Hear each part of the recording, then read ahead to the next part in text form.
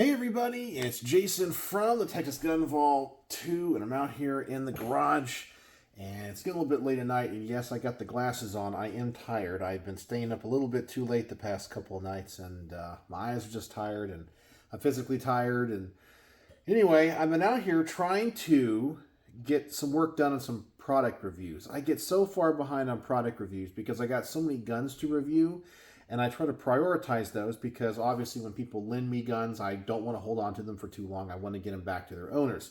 But then I get these piles of products that I have to review, and of course the companies, are impatient. And I will say that I've had a little bit of frustration with some companies, and I'll tell you some like behind the scenes stuff, and I'll show you what I was out here actually filming content on. I have had a number of companies, and of course, Trigicon, Aimpoint, and EOTech are not contacting me. I get, like the lower end optic stuff, and sometimes I say they're home runs, they're hits, and then sometimes they're absolute pieces of junk that I tell you to avoid. And sometimes I piss the companies off. If I have a product that I don't like, I'm honest, and sometimes the companies will say, "Can you not put that up?" Because I'll show them the video, and I go, "No, this is the product that you sent me." And they get mad at me, and of course, they'll never contact me again. But then I'll have them send me a product, and they're like, "Hey, so what's your address?" And so you guys know, because it's in the description, I have a P.O. box that if you want to, send me a letter or whatever, you can do it that way. And I tell them, you have to send it to my P.O. box. I'm not going to give them my home address. And they're like, "Well, we ship using, like Amazon delivery services or whatever, or UPS or FedEx or DHL or whatever, and we can't deliver to a P.O. box." And I said, "Well, yes, you can. I have a specialty address at the post office where you could send me this, and it's a little bit different. Essentially, it still goes to my box. It just is a way for them to have a physical address to drop off at the post office, and then the post office puts it in my box."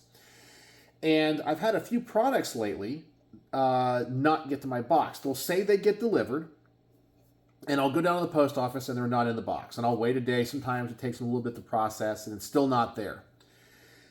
So the companies will say, "Did you get our product?" And I go, "No, I did not." And I don't know if they believe me or not, but I don't get it. So I went into the post office and I asked the clerk behind the counter, like, "Hey, I got this tracking number. It says it was delivered. It wasn't in my box. It hasn't shown up in a day or two. Can you look and see if you got it?" And they'll go back and look and say, "No, we don't have it." And I'll say, "Well, what is the problem? Why am I not getting all of my packages?" And it turns out, I'll tell you something that's real scummy. And I wish the post office would do something different, but of course they're not, because they're a government agency. I guess when Amazon, FedEx, UPS, whatever, if they have especially a Saturday delivery or an after hours delivery, they have two options. They can either come back the next day, which they don't want to do. They just want to offload the packages that they have. So sometimes they'll take the packages, and if they can fit them into the parcel box, the drop-off boxes, they'll shove them in there, and then once it gets into the system, it just gets kind of shuffled around and might make it to your P.O. box. But there's another thing that they do. They will literally just leave the boxes at the back door of the post office. I know. And if it's a Saturday, that means the boxes will just sit outside until Monday morning. And the post office says they've had a rash of people that just steal the packages. And there's nothing they can do about it. They've asked these delivery drivers, "Don't leave the packages. Just come back during normal business hours. We can accept the packages. We'll sign for them or whatever," because they have an authorization to sign for me. Nope, but if it's a Saturday or a Sunday delivery, if it's Amazon or whatever, they just leave the packages at the door, and then magically they disappear. Why? Because the post office is pretty much like in a strip mall here in Frisco, or the one that I use, or the one that delivers to my house. They got like a main post office, but the one that they would deliver to, where my P.O. box is like a little strip mall.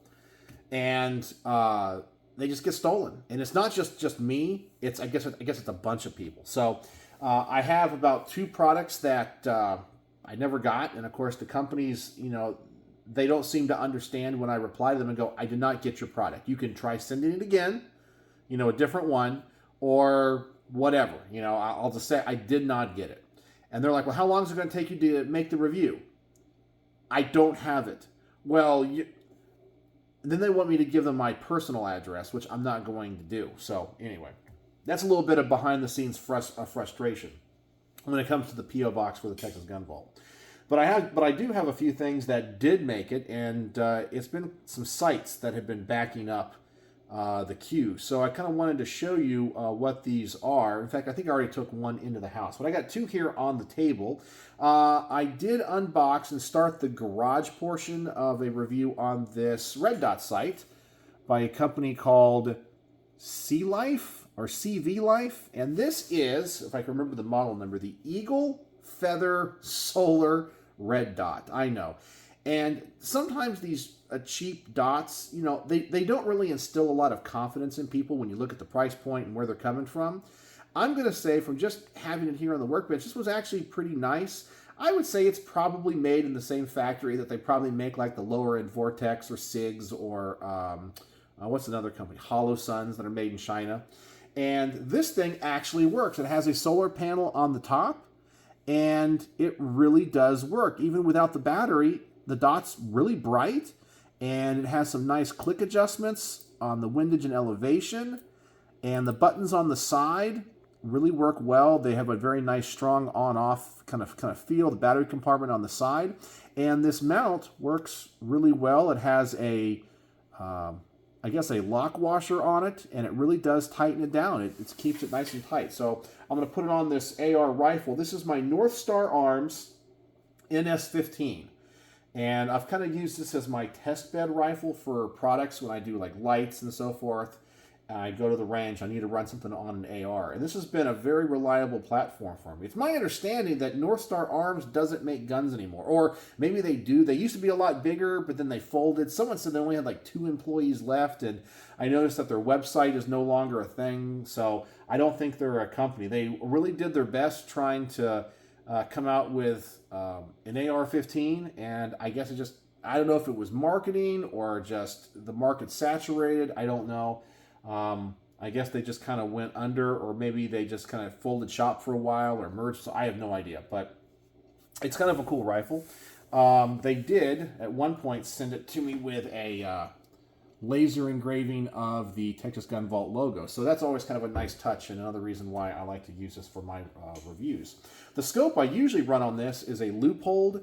This is one of like their kind of entry-level like Liberty LPVOs, and I run a Burris Fastfire 3 on it. And this has been a nice little scope for what it is. And I just run a Burris mount with it. It's just kind of, you know, it's not super expensive or anything, but it definitely works, and I've had some fun with it. But I take it off to run these other reviews. So I'll run the Red Dot, and I have to say, I think this Red Dot's actually going to work and do what it's supposed to. No problems with it. It seems to be on the mount nice. I'm not really sure what the footprint of this optic is, if you could put it on other mounts. I don't know. I need to investigate that, but I just want to review it with the mount that it came with. The other, wait, one more thing I want to show you about this. Now, this is one of those things that don't instill confidence in me in some of these products, is the packaging. So this dot, Red Dot from CV Life, okay, it came in this box, and look what the box says. Red Dot. That's it. That's all the information you get. And as I said, you go, oh my gosh, this thing is going to be a piece of junk. You know, it's going to fall apart before I even get it on the rifle. And this one actually is pretty darn good. I want to say the retail price of this is like $120 or something like that on Amazon. And it works. It looks like it's made quality. I mean, you look inside, I can see the emitter. I don't see really anything wrong with it. I mean, I don't know if it's like nitrogen purged or anything, or what kind of abuse it could take, but I think for some people's application, it'd be just fine with that, solar panel on the top. It just works, and the quality is here. And I think that's something I've noticed about a lot of the Chinese products, is as they've reverse engineered and got better, and, you know, of course, gotten raked over the coals for their poor quality, they've actually upped a lot of their products. I mean, I think this dot is probably as good as the top-rated stuff 5 to 10 years ago. Of course, the stuff made now by Aimpoint EOTech, I mean, blows this thing out of the water. But I think this is as good as probably optics were 8 years ago, maybe. So they've really caught up and gotten better. The other thing I started to review, and this is one I've been putting off because I just know it's a little bit labor intensive as a review, and I got to spend a lot of ammo on it. But this is a scope from DiscoveryOpt. DiscoveryOpt. And it is their HD series, and it's a 5 to 30 power. The model is the 56SFIR. It's a 34 millimeter tube. I want to say the objective lens is 52 millimeters. It's a big boy. And of course, I have to go to the rifle range for this thing. It's illuminated. The magnifications here on the back, the turrets are really nice. They have very, very positive clicks. They're not protected turrets. It's not like you take something off. They're just there. I don't know. The illumination is red. You have 6 different settings for it. The scope rings that came with it are really nice. It has all the torque specifications on it. I'm really, really impressed with this thing. And the glass is really clear. And let me show you the reticle on this thing. It's on the side of the box. I'm actually impressed with it, and I can tell you, maybe it's because my eyes are a little bit tired, I have a hard time seeing all those little tiny indicators on it, but that reticle is clear when I look through it, and so I'm kind of excited to get it to the range and try it out. And I think somebody said, when it comes to an optic like this, one of the things to note is any distortion on the edges of the field of view. So that's something I did take note of, and I will talk about to the best of my ability with it. But, you know, I'm not an optics expert, and so I think it's good that I review these entry-level optics so I can kind of cut my teeth and learn. But also, I like to make the reviews because not everybody can afford a $2,000 Night Force scope. But this, I want to say, is like $300, $300 or $400. It's nothing really, it's not like cheap Chinese stuff that's like, like those $50 scopes. It's like $400, and I don't know if is it made in Taiwan or is it made in China or is it Hong Kong? I believe it does say, because there's a card in here, because it does have all the stamps. I don't know. See, because it has like this quality control sheet on it, and also an assembly checklist as well that they send with it right here. So you can see all the stamps on that. Let me see if it actually says where it is made. Doesn't have to say on the box. Might not. I want to say it's Hong Kong or China, but let me see here.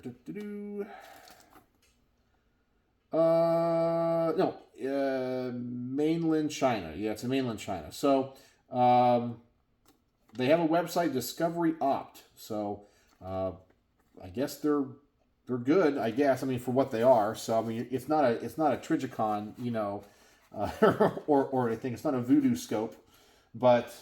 Anyway, I'm going to do my best with it and see what I learn. And I actually think it's going to do well. Just handling it here and mounting it, it does seem to be a pretty nice optic. So no problems whatsoever. It is kind of big, but up to 30 magnification, that's pretty good. So anyway, that's what I've been doing here in the garage. So I guess I'll say this is kind of a behind-the-scenes video, I guess, or maybe a garage gun talk. Probably more of like a behind the scenes because I'm talking about what I'm doing here at the channel. I really would like to get one of these reviews out for the weekend, for Saturday, so I may have to find some time, maybe tomorrow. Let's see what I got going on. I got rehearsal tomorrow night, rehearsal Thursday, maybe Friday. If I do it Friday, I don't think I can get out for Saturday. But anyway. That's what I got going on. So anyway, reviewing some optics. So what do you guys think? And I think the other thing I have is a pistol red dot that I did earlier as well and mounted it to my Walther PDP. I used that one as a test bed pistol for the red dots as well. And that one was made by I just made the garage portion of the video on it. What is it again? I totally forgot. But anyway, it's actually pretty big. It's pretty nice. It has a nice big lens and on it, and the hood on it is pretty thick. And I compare it to a couple of other red dots, and you can see that it has a pretty good field of view. So anyway, I'm trying to get through these product reviews, but I got the introductions, the unboxings, and the mountings done, which can kind of be a little bit labor intensive. So now I got to get all these guns to the range, shoot footage, check them out, and see if they work.